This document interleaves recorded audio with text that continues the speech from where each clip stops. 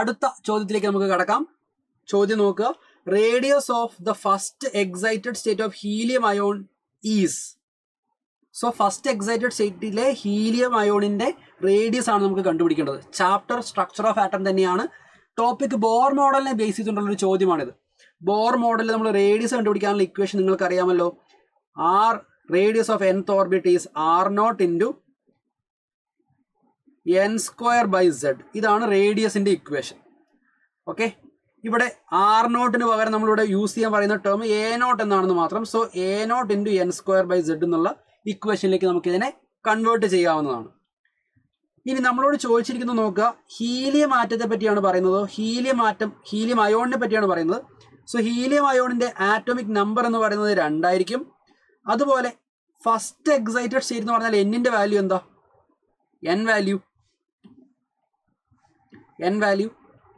First excited state ground state എന്ന് പറഞ്ഞാൽ n=1.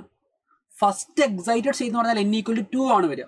Second excited state എന്ന് പറഞ്ഞാൽ n=3 അല്ലേ. ഫോർത്ത് എക്സൈറ്റഡ് സ്റ്റേറ്റ് എന്ന് പറഞ്ഞാൽ n=5. അങ്ങനെയാണ് പോവുക. So n=2 here. നമ്മൾ ഇനി ആകെ ചെയ്യേണ്ടത് ഇവിടെ n-ഉം z-ഉം സബ്സ്റ്റിറ്റ്യൂട്ട് ചെയ്യുക എന്നുള്ളത് മാത്രമാണ്. സബ്സ്റ്റിറ്റ്യൂട്ട് ചെയ്യുകയാണെങ്കിൽ a0 ഇൻറ്റു n-ന്റെ value 2/2 value again 2. So 2/2 value 2 ആണ്. 2a0 എന്നായിരിക്കും നമുക്ക് ഇവിടെ വരിക. 2a0.